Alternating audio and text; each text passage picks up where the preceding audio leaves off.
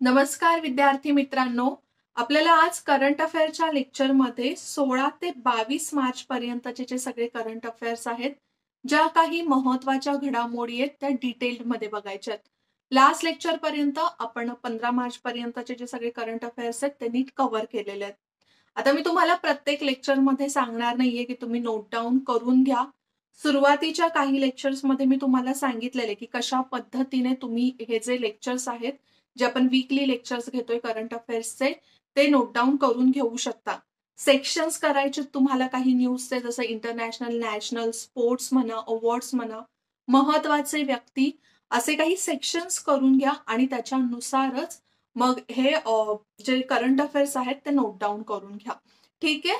आता आपण आजचं लेक्चर जे आहे ते खूप महत्वाचं आहे, लक्षात घ्या. कारण की बरेचसे महत्वाच्या ज्या गोष्टी आहेत किंवा महत्वाच्या ज्या घडामोडी आहेत त्या या वीकमध्ये घडलेल्या आहेत आणि त्या आपल्याला बऱ्याच डिटेलमध्ये सुद्धा बघायच्या आहेत. तर मेनली आज आपण अभ्यास कसला कसला करणार आहोत बघा. तर एक म्हणजे मिस वर्ल्ड बद्दल प्रश्न नक्कीच परीक्षेला विचारलं जातं.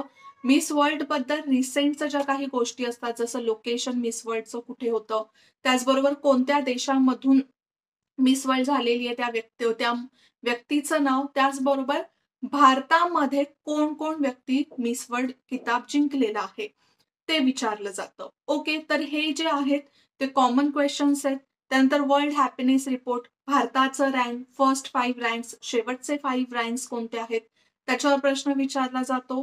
रिच लिस्टवर प्रश्न थोडा कमीच विचारला जातो, पण तरी सुद्धा भारतीय व्यक्ती या रिच लिस्टमध्ये असेल तर नक्कीच प्रश्न विचारला जाऊ शकतो. मग असं नाहीये की भारतीय व्यक्ती रिच लिस्टमध्ये आहे म्हणून त्याच्यावरच प्रश्न विचारला जाईल. बाकीच्या पूर्ण जी लिस्ट आहे त्याच्यावर सुद्धा प्रश्न विचारला जाऊ शकतो. बाफ्ता महत्वाचा अवॉर्ड आहे, ब्रिटिश अकॅडमी अवॉर्ड आहे, त्याच्यावर नक्कीच प्रश्न विचारला जाऊ शकतो एखादा. आणि SIPRI, very very very important. SIPRI हा जो रिपोर्ट आहे तो खूप महत्वाचा आहे. त्याच्यावर आयोगाने अनेक वेळा आतापर्यंत प्रश्न विचारलेला आहे. प्लस यामध्ये भारताचं या रिपोर्ट मधलं जे स्थान आहे ते खूप इम्पॉर्टंट आहे. ते समजून घेणं आपल्याला गरजेचं आहे. ओके, सो अशा बऱ्याचशा गोष्टी आपण समजून घेणार आहोत. आणि जे सिप्री रिपोर्ट आहे ना, ते मी लेक्चरच्या शेवटी ठेवलेलं आहे. कारण की तो रिपोर्ट थोडा मोठा आहे, भारताशी संबंधित बऱ्याचशा गोष्टी त्याच्यामध्ये आहेत. त्यामुळे तो रिपोर्ट नीट समजणं इम्पॉर्टंट आहे. ओके, आता आपण वळूया पहिल्याच प्रश्नाकडे. पहिला प्रश्न मिस वर्ल्डवर विचारलेला आहे. तर इथे सांगितलंय, पोर्तो रिको येथे झालेल्या स्पर्धेत मिस वर्ल्ड 2021चा ताज खालीलपैकी कोणी जिंकला? सिंपल नाव विचारलेलं आहे की हा ताज कोणी जिंकलेला आहे, कोण बनलेला आहे miss world.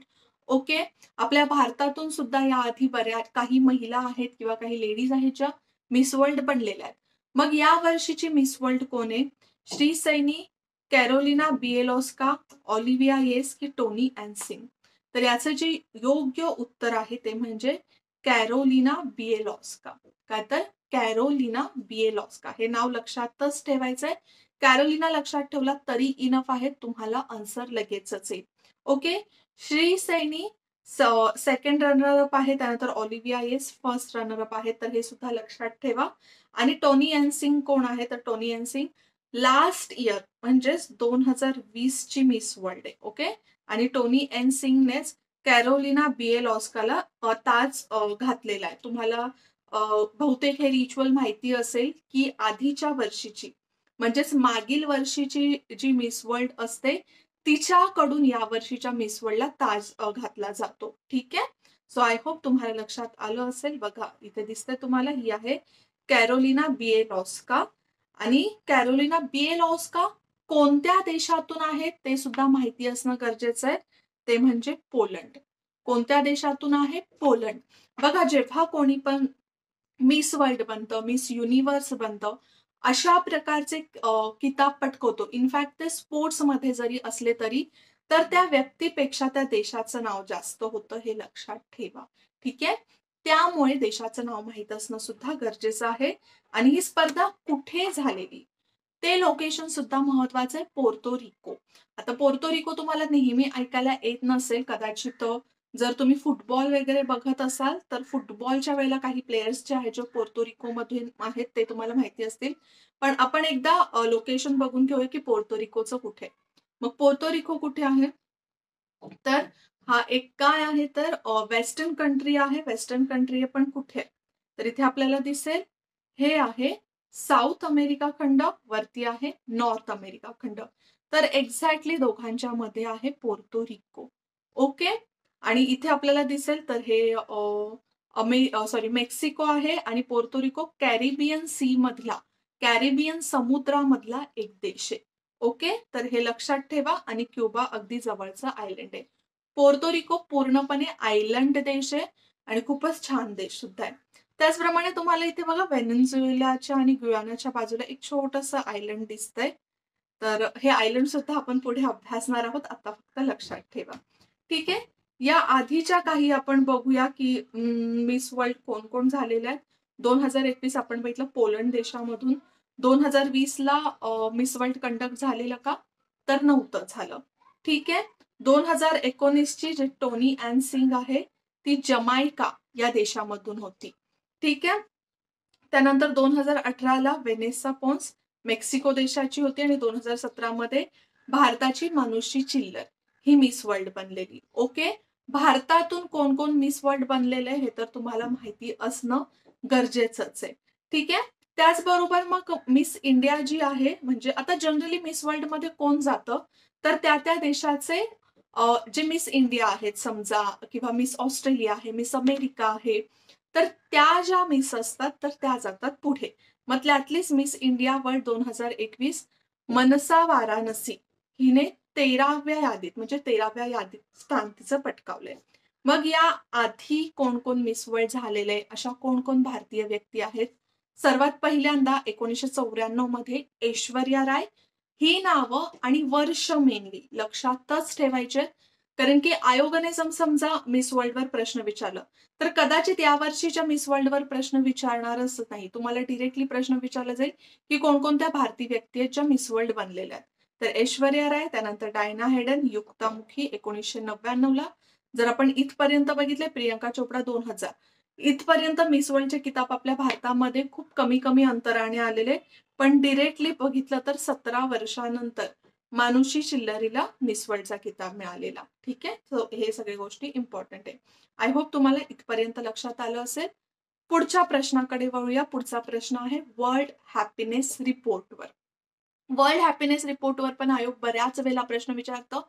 In fact world happiness रिपोर्टवर आयोगाने फक्त वन लायनर मध्ये सुद्धा प्रश्न विचारलेले आहेत. प्रश्न आपण बघून घेऊया.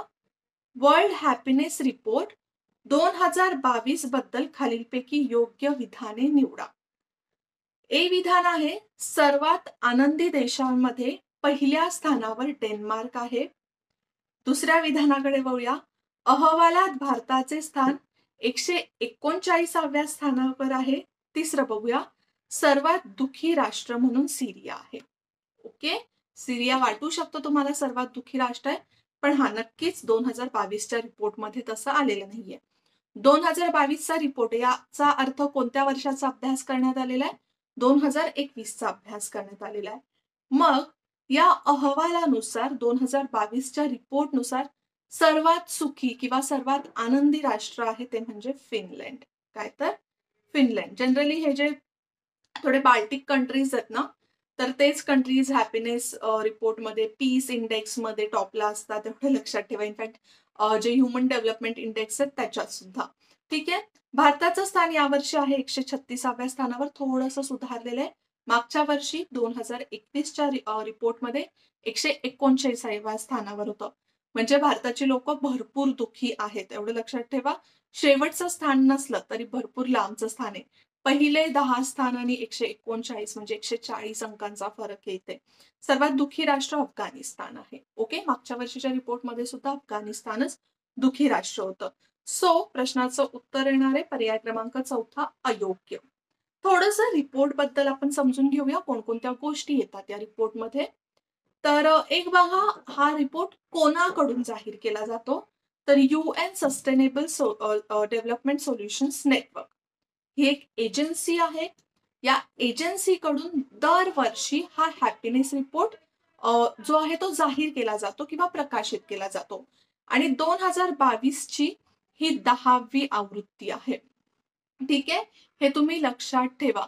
बघा, आपल्या जर हॅपीनेस बद्दल बघितलं किंवा शाश्वत विकासाबद्दल बघितलं, तर रिसेंटच्या काही वर्षांमध्ये या गोष्टींकडे लक्ष दिलं जातंय. त्यामुळे जास्त जुनं नाहीये हॅपीनेस रिपोर्ट, काही वर्षांपूर्वीच घ्यायला सुरुवात केलेली आहे. पण सर्वात पहिल्यांदा तुम्हाला माहितीये देशाच्या नागरिकांच्या हॅपीनेसकडे कोणी लक्ष दिलेलं, किंवा आपण म्हणू शकतो की GHI हा एक हॅपीनेस इंडेक्स कोणत्या देशाने सुरू केलेला, तर ते म्हणजेच नेपाळने. हे लक्षात ठेवा.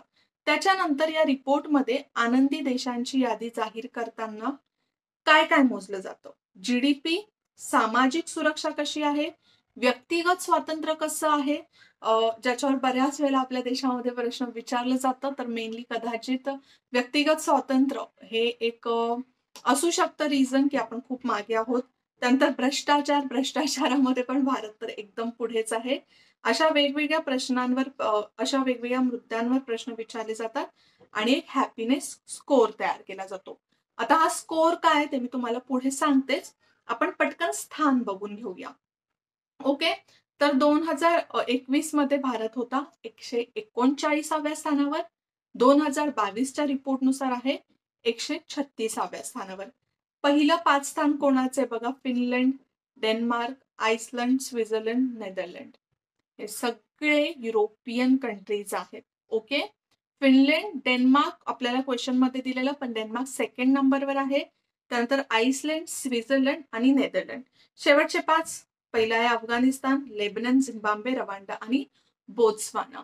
ठीक आहे, सो हे लक्षात ठेवा. आणि इथे तुम्हाला मॅप मध्ये दिसेलच बघा, सर्वात हॅप्पी राष्ट्र, सर्वात दुःखी राष्ट्र. जर इथे मॅप मध्ये थोडासा पॉज करून किंवा ह्याचा स्क्रीनशॉट काढा आणि समजून घ्या, तुम्हाला आयडिया येईलच की कुठे कुठे कोणते राष्ट्र आहेत. तर इथे सर्वात हॅप्पी राष्ट्र तुम्हाला दिसेल फिनलंड आहे बघा. आणि या फिनलंडला किती स्कोर आहे? तर ते म्हणजे 7.8. किती? तर 7.8 एवढा स्कोर देण्यात आलेला आहे. आणि सर्वात दुःखी राष्ट्र आपल्याला इथे काय दिसतंय? तर अफगाणिस्तान. काय आहे? अफगाणिस्तान. आणि अफगाणिस्तानला सर्वात कमी स्कोर आहे 2.4. ठीक आहे, त्यानंतर इथे आहे भारत. भारताला किती स्कोर आहे तुम्हाला इथे दिसतोय बघा? 3.8. म्हणजे अफगाणिस्तानपेक्षा काही एवढा जास्त स्कोर भारताला मिळालेला नाहीये. कुठे? तर 3.8 वर आहे. ओके, बाकीचं पण पाहिजे तर बघून घ्या, पण जे जे इम्पॉर्टंट आहेत ते आता आपण बघितलेले आहेत. पुढच्या प्रश्नाकडे वळूया. प्रश्न विचारलेला आहे बघा, अजून आपण थोडेसे इंटरनॅशनल रिपोर्ट्स, इंटरनॅशनल न्यूजवरच आहोत, त्यामुळे तेच कंटिन्यू करतोय. तर बघा, प्रश्न असा आहे, नुकतेच गॅब्रिएल बोरिक यांनी कोणत्या देशाच्या सर्वात तरुण राष्ट्रपतीची शपथ घेतलेली आहे?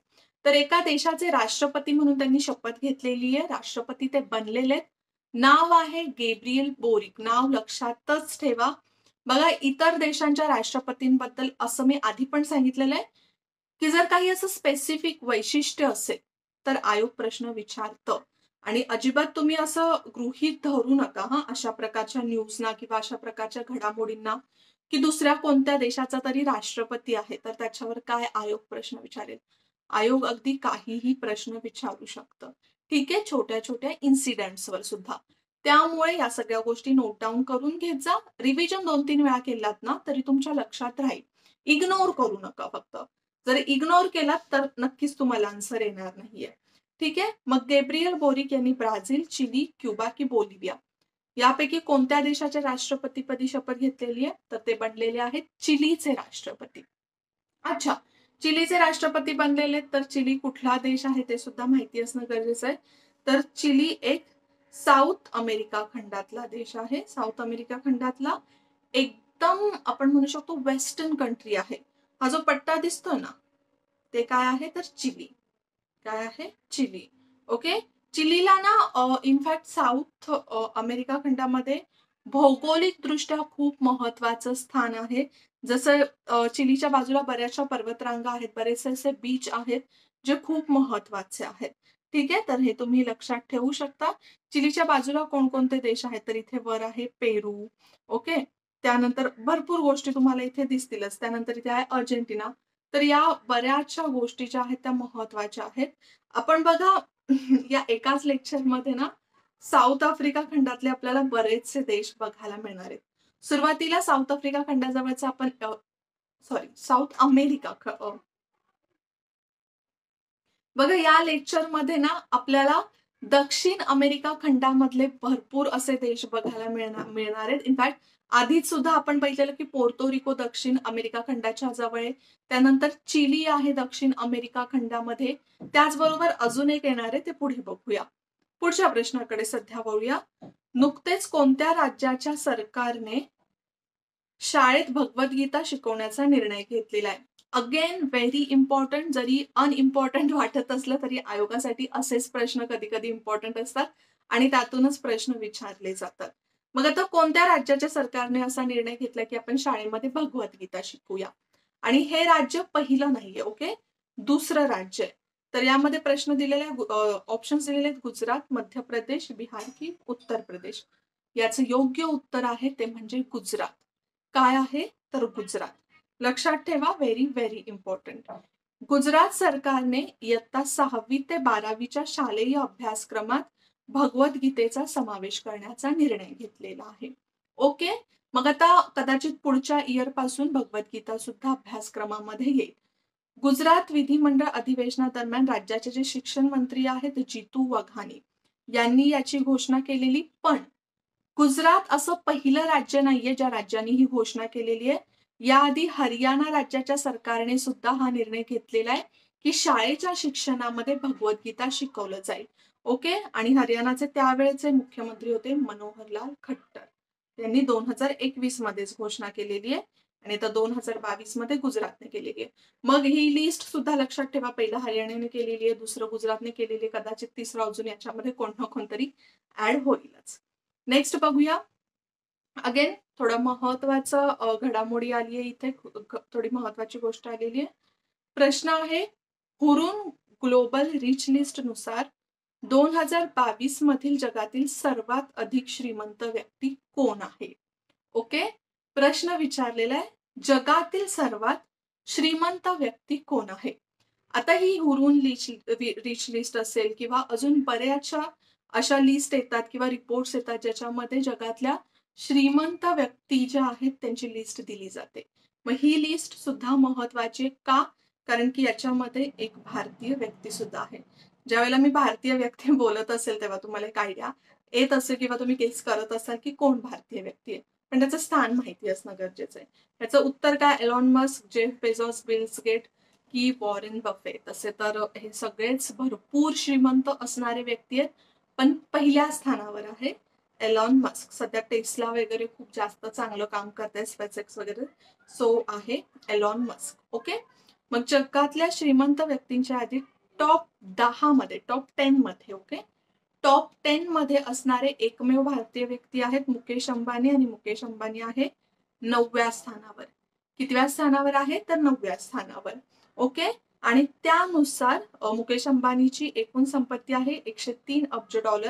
म्हणजेच जर आपण इंडियन मध्ये बघितलं 7,812 अब्ज इतकी आहे. आणि भारतातील सर्वात श्रीमंत व्यक्ती आहे जगातील 9व्या नंबरची. जर आपण सुरुवातीचे 10 कोण आहेत ते बघितले तर त्याच्यामध्ये आहे सर्वात पहिल्या स्थानावर एलॉन मस्क. टेस्ला आहे यामध्ये, $205 अब्ज एवढी संपत्ती आहे. त्याच्यानंतर जेफ बेझोस, अमेझॉन त्यांची कंपनी आहे, अमेझॉन जे आपल्या डिलिव्हरीसाठी आपण वापरतो, गोष्टी वगैरे ऑर्डर्स करतो ते अमेझॉन. त्याच्यानंतर बर्नार्ड एनरॉल्ड, त्यानंतर बिल गेट्स, मायक्रोसॉफ्ट, हे तुम्हाला माहितीच असेल. अच्छा, बिल गेट्सची संपत्ती थोडी कमी झालेली आहे, तर त्याला रिझन आहे किंवा रिचेस्ट व्यक्तीमध्ये सध्या नाहीये मायक्रोसॉफ्ट, तर त्याला एक रिझन आहे, ते म्हणजे त्यांचं डिवोर्स. ओके, त्याच्यानंतर Warren Buffett, Sergey Brin, Larry Page, Steve Ballmer, Mukesh Ambani आणि शेवटी आहे बर्नार्ड पुज. तर हे आहे सुरुवातीचे 10. ठीक आहे, पण त्याचबरोबर या लिस्ट मध्ये अजून काही भारतीय व्यक्ती आहेत. सुरुवातीच्या 10 मध्ये नाहीयेत, पण अजून काही भारतीय व्यक्ती आहेत की ज्यांच्याकडे 100 अब्जाधीशांच्या यादीत ते भारतीय व्यक्ती येतात. मग हे कोण भारतीय व्यक्ती आहेत तर ते म्हणजे 3. एक म्हणजेच आदर्श पुनावाला, सायरस पुनावाला, सायरस पुनावाला तुम्ही नाव ऐकलंच असेल, तर ते म्हणजे सिरम इन्स्टिट्यूटचे सीईओ. ओके. त्यानंतर सेकंडला आहे ते म्हणजेच लक्ष्मी मित्तल, मित्तल अँड मित्तल ग्रुप्सचे आणि टीमार्टचे संस्थापक RK दमानी आणि फॅमिली. ओके. तर हे पहिले 3 आहेत ज्यांची संपत्ती 100 अब्जाधीशांच्या यादीमध्ये आहे. ठीक आहे.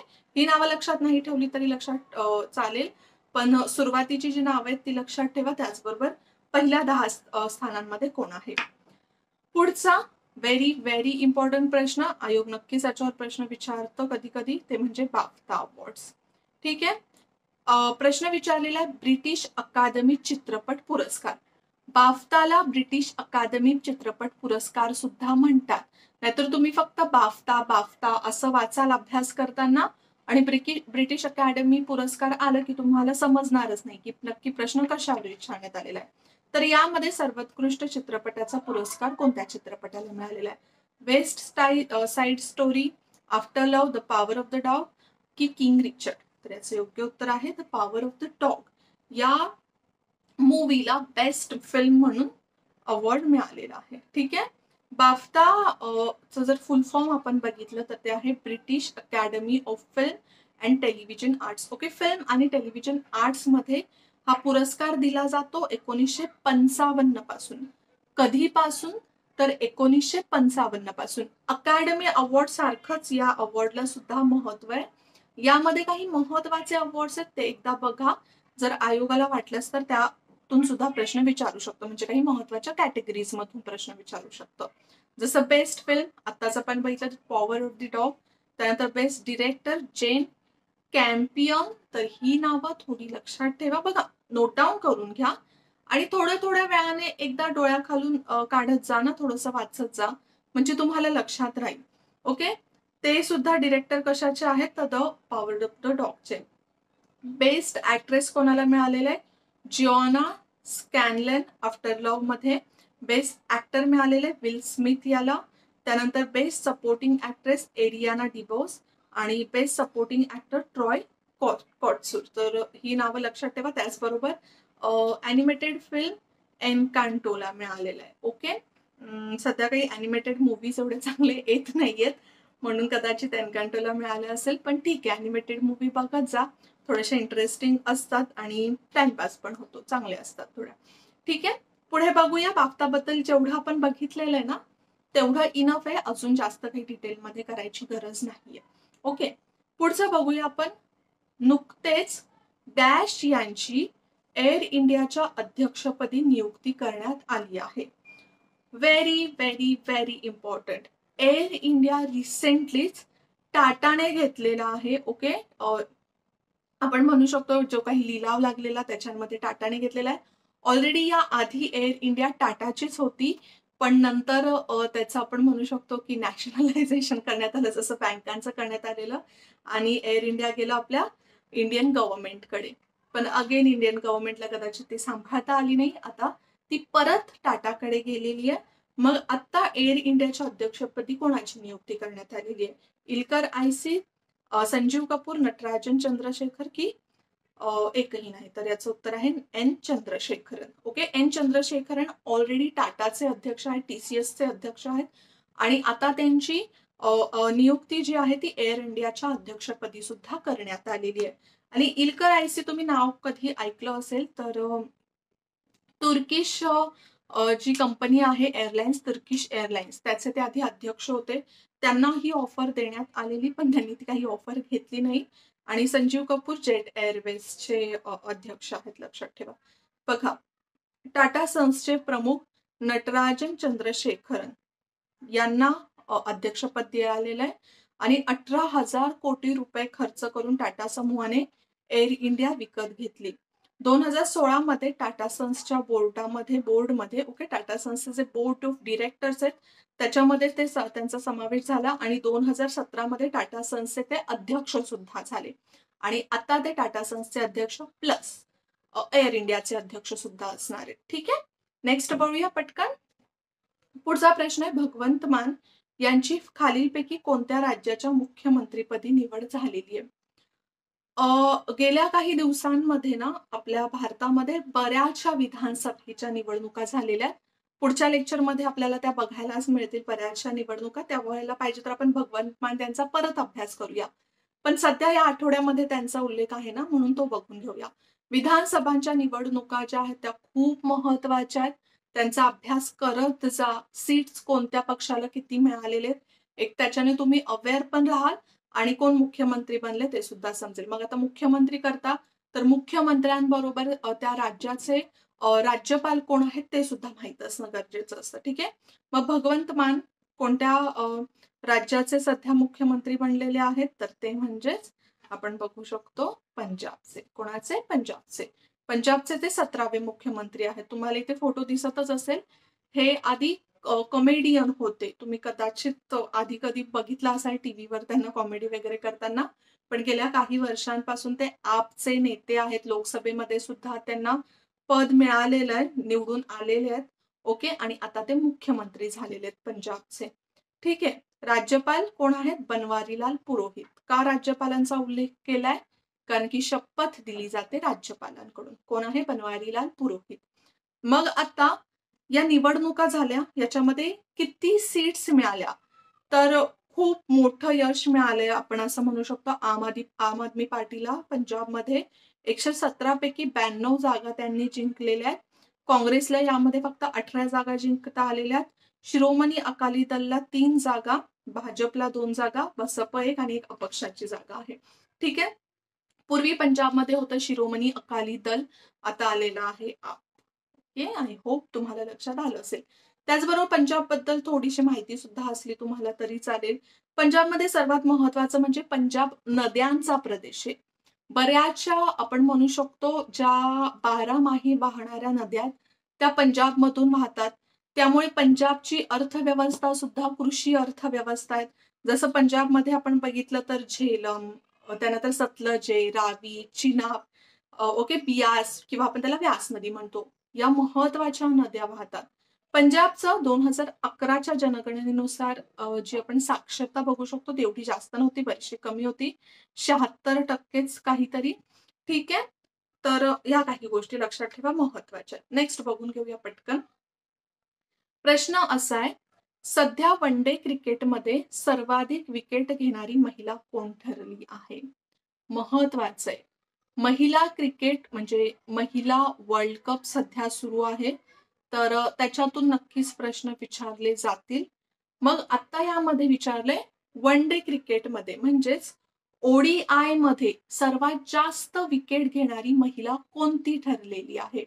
तर याचं योग्य उत्तर आहे ते म्हणजे झुलन गोस्वामी. झुलन गोस्वामी आपली भारतीय बॉलर आहे, स्पिनर आहे आणि तिने सध्या रिसेंट जी एक मॅच झालेली या वर्ल्ड कप मध्येच, त्या वर्ल्ड कप मध्ये विकेट घेऊन, ओके, 250वा विकेट घेऊन सर्वाधिक विकेट घेणारी महिला ठरलेली आहे किंवा 250चा आकडा गाठणारी सर्वात पहिली महिला ठरलेली आहे. 250 काय? तर ODI मध्ये घेतलेले विकेट. बघा, झुलन वन डे क्रिकेटमध्ये 250 विकेट्स घेणारी पहिली महिला क्रिकेटर बनलेली आहे. ओके. त्याचबरोबर इंग्लंडची सलामीवीर टॅमी बाउमॉट, ओके, इंग्लंडची जी आपण म्हणू शकतो बॅट्समॅन आहे टॅमी बाउमॉट, हिला तिने एका धावेवर आउट केलं आणि तिला आउट केलं, ती तिची झाली 250वी विकेट. ओके. आणि या आधी आपण बघितलं तर ICC महिला विश्वचषक 2022 मध्ये ऑस्ट्रेलिया विरुद्ध झुलन तिच्या वन डे कारकिर्दीतील 200वा सामना खेळला. तर हा सुद्धा रेकॉर्ड आहे. म्हणजेच बघा, हा 2022चा जे वर्ल्ड कप झाला त्याच्यामध्ये झुलन गोस्वामीने 2 रेकॉर्ड्स बनवले. एक म्हणजे 250 विकेट्स घेतले आणि 250 विकेट घेणारी ती पहिली महिला क्रिकेटर ठरली. दुसरं म्हणजे तिने तिचे 200 सामने सुद्धा कंप्लीट केलेले आहेत. ओके. तर या सगळ्या गोष्टी लक्षात ठेवा, महत्वाच्या. तुम्हाला माहितीये आता ही दुसरी महिला भारतीय क्रिकेटर ठरली, जिने 200 सामने खेळलेले. या आधी मिताली राजने वन डे 200 सामने खेळलेले आहेत, हे सुद्धा लक्षात ठेवा. आणि मिताली राजची जी सध्या आपण बघू शकतो तर ऑस्ट्रेलिया विरुद्धचा जो हा गेम होता तो मिताली राजने 229वा सामना खेळलेला आहे. मग आता विकेट्स घेणाऱ्यांमध्ये आपण वर्ल्ड वाईड बघितलं तर कोण कोण आहे महिलांमध्ये? 250 झुलन गोस्वामी. सेकंडला बघा किती फरक आहे, 250 180 विकेट घेतलेले कॅथरीन फिट्झपॅट्रिक हिने. कॅथरीन फिट्झपॅट्रिक ऑस्ट्रेलियन क्रिकेटर आहे. त्यानंतर अजून 180 घेतलेले अनिसा मोहम्मद हिने. अच्छा, अनिसा मोहम्मद ज्या देशातून आहे ना ते देश थोडंसं वेगळं आहे. बघा, असे स्पोर्ट्समन असतात की जे आपल्या देशाचं नाव पुढे घेऊन जातात, लोकांना माहीत पडतं. आपण कदाचित तिच्या देशाचं नाव कधी ऐकलेलंच नाहीये. तर तिच्या देशाचं नाव आहे ट्रिनिदाद. Okay, Trinidad. ओके, ती त्रिनिदादियन क्रिकेटर आहे. आता हे त्रिनिदाद कुठे आहे ते बघा. तर हे आहे पूर्ण साऊथ अमेरिका खंड आणि हा छोटासा भाग इथे तुम्हाला दिसतोय. छोटंसं आयलंड आहे एकदम कोपऱ्यात, वेनेझुएलाच्या, तुम्हाला मी मघाशी सांगितलेलं. तर हे छोटंसं आयलंड आहे त्रिनिदाद. ओके, त्याचबरोबर आहे ना ही अनिसा मोहम्मद वेस्ट इंडिज कडून सुद्धा खेळते कधी कधी. तर हे लक्षात ठेवा, महत्वाचं आहे. त्यानंतर 168 शबनीम इस्माईल आणि 167 वर आहे Katherine Brunt. Shabnim Ismail South आफ्रिकाची क्रिकेटर आहे. ओके, सो एक नवीन देश आपल्याला इथे माहिती पडलेला आहे. आपण पुढच्या प्रश्नाकडे लगेच वळूया. पुढचा प्रश्न काय आहे बघा. तर तरुणांमध्ये अंतराळ तंत्रज्ञानाची आवड निर्माण व्हावी यासाठी भारत सरकारने 2019 मध्ये डॅश हा कार्यक्रम सुरू केला. ऑप्शन्स मध्ये दिलाय युविका, जीविका, अंतराळ की शोध. बघा, हा प्रश्न ना थोडा महत्वाचाच आहे. आपल्या देशामध्ये ना टॅलेंट भरपूर आहे, पण त्याला प्रोत्साहन यापूर्वी खूप कमी दिलं जात होतं. जसं बघा, सायंटिफिक गोष्टी आपण म्हणतो, तर एखादा व्यक्तीला सायन्स मध्ये जर इंटरेस्ट असेल तर त्यासाठी त्याला प्रोत्साहन, गोष्टी अवेलेबल होणं सुद्धा गरजेचं आहे, फंडिंग होणं गरजेचं आहे. मग त्यासाठी अंतराळ तंत्रज्ञानाची आवड निर्माण व्हावी ना, त्याच्यासाठी हा एक कार्यक्रम किंवा परिषदेसारखा हा एक प्रोग्राम केला जातो. म्हणजे समजा इथे भरपूर असे स्टुडंट्स येतात, त्या स्टुडंट्स मध्ये काय आहे स्पेसिफिक ते बघितलं जातं आणि त्यानुसार त्यांना काही गोष्टी दिल्या जातात किंवा अवेलेबल करून दिल्या जातात. तर या कार्यक्रमाचं नाव आहे युविका. काय आहे? युविका. त्याचा एक फुल फॉर्म पण आहे, ते म्हणजे युवा विज्ञानी कार्यक्रम. काय? तर युवा विज्ञानी कार्यक्रम. यंग सायंटिस्ट प्रोग्राम आपण याला म्हणतो इंग्लिशमध्ये. पण युविका कशापासून तयार झालेला आहे? युवा वैज्ञानिक कार्यक्रमापासून. हा वार्षिक अंतराळ शिक्षण प्रशिक्षण कार्यक्रम आहे जो इस्रोद्वारे प्रायोजित केला जातो आणि यासाठी अंतराळ विभागाद्वारे निधी दिला जातो. ओके, इस्रोचे जे माजी प्रमुख होते के सिवन. अच्छा, मला सांगा आत्ताचे इस्रोचे प्रमुख कोण आहेत? महत्वाचे, बऱ्याच वेळेला इस्रोच्या प्रमुखांवर प्रश्न विचारला जातो. ओके, जे चंद्रयान 2 ची मोहीम आहे ती के सिवन यांच्याच कारकिर्दीत होती, राईट, जी फेल झालेली नंतर. मग 18 जानेवारी 2019 मध्ये त्यांनी या कार्यक्रमाची घोषणा केली. 17 मेला हा कार्यक्रम सुरू झाला आणि सहभागांची निवड अनेक घटकांच्या आधारे केली जाते. मग कशी केली जाते? ज्याच्यामध्ये 8वीला काय ग्रेड्स मिळालेले आहेत, आधीच्या 3 वर्षांमध्ये शाळा, जिल्हा, राज्य किंवा केंद्र सरकारच्या प्राधिकरणात आयोजित केलेल्या विज्ञान मेळाव्यांमध्ये त्यांनी त्यांचा कसा सहभाग दिलाय. म्हणजेच बेसिकली काय बघितलं जातं, अभ्यासात आणि सायन्समध्ये त्या स्टुडंटचा किती इंटरेस्ट आहे त्याच्याकडे लक्ष दिलं जातं. ओके, सो हे लक्षात ठेवा की अंतराळामध्ये इंटरेस्ट वाढण्यासाठी हा एक प्रोग्राम सुरू करण्यात आलेला आहे. कोणता प्रोग्राम सुरू करण्यात आलेला आहे? तर युविका. आणि कोणाकडून फंडिंग केलं जातं? अंतराळ आपण म्हणू शकतो जे अंतराळ विभाग आहे त्याच्याकडून निधी दिला जातो. आणि कोणाकडून प्रायोजित केला जातो किंवा तयार केला जातो? तर इस्रो करून. ठीक आहे, पुढचा प्रश्न बघूया. जसं मी तुम्हाला सांगितलेलं की आपल्याला बघायचा हा प्रश्न आणि मी शेवटी घेतलेला आहे हा रिपोर्ट, कारण की भरपूर छोट्या छोट्या गोष्टी आपल्याला या लेक्चरमध्ये बघायच्यात, या टॉपिकमध्ये बघायच्यात. ओके, काय आहे हे? तर सिप्री रिपोर्ट तुम्हाला इथे दिसतच असेल, सिप्री बद्दल आहे. तर इथे काय दिलंय? Stockholm International Peace Research Institute. इन्स्टिट्यूटचं नाव लक्षात ठेवा. हा जो प्रश्न आहे तो सुद्धा नीट लक्ष देऊन वाचा. Stockholm International SIPRI report, Stockholm International Peace Research इन्स्टिट्यूटने trends in international arms transfer 2021. काय आहे हा रिपोर्ट? Trends in international arms transfer 2021. म्हणजेच इंटरनॅशनली जे आर्म्स आहेत, म्हणजेच आपण म्हणू शकतो जे काही शस्त्र आहेत, शस्त्र, ओके, शस्त्रांचं ट्रान्सफर याचाच अर्थ काय, शस्त्रांची आयात निर्यातीचा हा रिपोर्ट आहे. या अहवालानुसार सर्वात मोठे शस्त्र आयातदार देश कोणते आहेत. मग आपल्याला काही 5 देशांचा ग्रुप दिलेला आहे. सर्वात जास्त शस्त्र आयात करणारे देश कोणते आहेत असं विचारलेलं आहे. मग ऑप्शन काय, Bharat, Saudi Arabia, Egypt, Australia, चीन, अमेरिका, रशिया, फ्रान्स, चीन, Germany, Bharat, Pakistan, Afghanistan, Israel, Brazil आणि चायना, की Bharat, Saudi Arabia, America, Australia आणि चायना. तर बघा, आपण म्हणू शकतो की इंटरेस्टिंगली सर्वात जास्त आयात जी आहे, इम्पोर्ट जी आहे शस्त्रांची, ते भारत करत आहे सध्या, ऍटलीस्ट 2021च्या रिपोर्ट नुसार तरी. तर बघा, सुरुवातीचे जे 5 देश आहेत ते कोणकोणते आहेत, India, Saudi Arabia, Egypt, Australia, China. हे असे जे क्रम आहेत ते तुम्हाला लक्षात ठेवायचे. Bharat, Saudi Arabia, Egypt, Australia आणि चायना. आणि मोस्टली आपण बघितले तर हे आशिया खंडातलेच देश आहेत. ऑस्ट्रेलिया फक्त थोडासा वेगळा आहे, पण नक्कीच भारताच्या जवळचा देश आहे, ओके, जास्त लांबचा नाहीये.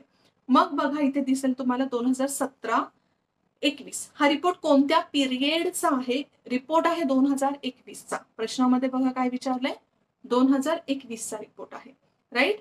पण कोणता पिरियड घेतलेला आहे तर 2017 ते 2021 पर्यंतचा आहे. त्याच्यामध्ये Bharat, Saudi Arabia, Egypt, Australia आणि चीन हे सर्वात मोठे आयातदार आहेत. मग निर्यातदार कोणते, यांना निर्यात कोण करतं जास्त, तर सर्वात जास्त निर्यातदार आहेत ऑब्व्हियसली फर्स्टला आहे अमेरिका, सेकंडला रशिया, फ्रान्स, थर्डला आहे चीन आणि जर्मनी. अमेरिका, रशिया, फ्रान्स, चीन, जर्मनी. आणि रशिया, फ्रान्स तर कदाचित भारतामुळेच टॉप 5ला आलेले आहे. ठीक आहे. मग आता यामध्ये आपण बघितलं तर आधी आयातदारांचा अभ्यास करूया. तुम्हाला दिसताय तिथे हे आयातदार आहेत, ओके. अदर्स मध्ये फक्त 45% आहेत, पण तिथेच भारत 11%. जगामध्ये जेवढी आयात होते शस्त्रांची त्याच्या 11% जी आयात आहे ते भारत करतं. सौदी अरेबिया 11%, इजिप्त 5.7%, ऑस्ट्रेलिया 5.4% आणि चायना 4.8%. तर हे असे 5 देश मिळूनच टोटल 38% एवढी आयात करतात शस्त्रांची, ओके. इंडियाला तर आपण बघू शकतो गरज आहेच. अच्छा, तुम्ही म्हणू शकता चायनाचं एवढं कमी का आलं, इंडिया 18, चायना 4.8, कारण की चायनामध्ये स्वतःचे शस्त्र सुद्धा खूप बनतात, ओके. जर आपण मागच्या काही वर्षांमध्ये बघितलं, 5-1 वर्षांपासून, तर इंडिया सुद्धा म्हणजे आपला देश सुद्धा थोडंसं स्वदेशी मालावर भर देतय. त्यामुळे थोडीफार, ओके, एकदम थोडीफार आयात कमी झालेली आहे, पण पूर्ण कमी झालेली नाहीये. आता भारत सर्वात जास्त आयात कोणत्या देशांकडून करतं, बाकीच्या देशांचं पण इथे दिलेलं आहे, पण त्याच्याशी आपला तसा काही संबंध नाहीये. आपण भारताचं बघूया. भारत 11% बघा आयात करतं. पूर्वी 14% होतं 2012-16च्या रिपोर्टनुसार. आता ऍटलिस्ट 3% तरी कमी झालेले आहे. ठीक आहे.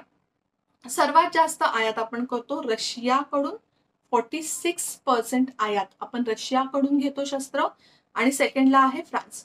तुम्हाला माहितीये पूर्वी जेव्हा फ्रान्स नव्हतं तर ऑलमोस्ट भरपूर अशी आयात आपण रशियाकडूनच घेत होतो, पण या 3 वर्षांमध्ये फ्रान्स कडून घेतोय, त्यामुळे रशियाचं कमी झालेलं आहे. असं नाहीये की त्याचं पहिलं स्थान गेलेलं आहे, रशियाचं कमी झालेलं आहे.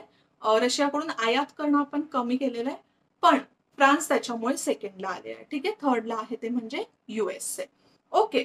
आणि त्याचबरोबर जर आपण निर्यातदार बघितले तर निर्यातीमध्ये सर्वात जास्त निर्यात कोण करतंय, USA करतंय. 39% एकटा USAच शस्त्र विकतोय इतर देशांना. त्यानंतर रशिया, त्यानंतर फ्रान्स, चायना आणि जर्मनी. ठीक आहे.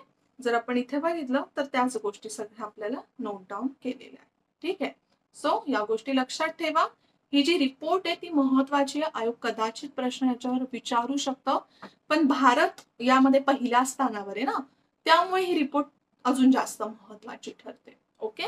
सो बऱ्याचशा गोष्टी, इनफॅक्ट ज्या गोष्टी मी आपण इथे सांगितलेल्या की कोणकोणत्या गोष्टी आपल्याला अभ्यासायच्या आहेत त्या डिटेल्ड मध्ये नीट समजून घेतलेल्या, तुम्हाला समजलं असेल लेक्चर, मी असंच गृहीत धरते. जर कोणताही अजून डाऊट असेल तर तुम्ही नक्कीच मला प्रश्न विचारा. त्या प्रश्नाचं उत्तर देण्याचा मी नक्की प्रयत्न करेन. आणि आज तरी मी तुम्हाला काही असा प्रश्न विचारलेला नाहीये लेक्चरमधून. जर एखादा गेस विचारला असेल तर प्रश्नाचं उत्तर कमेंटमध्ये द्या. कारण की तुम्ही अजिबात कमेंटमध्ये काहीच उत्तर देत नाही. तुम्हाला लेक्चर कसं वाटलं ते सुद्धा सांगा. नेक्स्ट लेक्चर जे असणार आहे आपलं ते कदाचित बरंचसं मोठं होईल, कारण की भरपूर गोष्टी मार्चच्या एंडला घडलेल्या आहेत. जसं आपल्याला अकाउंट क्लोज करावं लागतं ना मार्च एंडपर्यंत, तसं भरपूर गोष्टी घडून आपलं मार्चचं फायनान्शियल इयर क्लोज झालेलं आहे. ओके, सो ते सगळे टॉपिक्स आपल्याला नेक्स्ट लेक्चरला बघायचे. सो आता थांबूया या लेक्चरमध्ये इथेच. पुन्हा भेटूया नेक्स्ट लेक्चरला. तोपर्यंत जय हिंद, जय महाराष्ट्र आणि थँक्यू.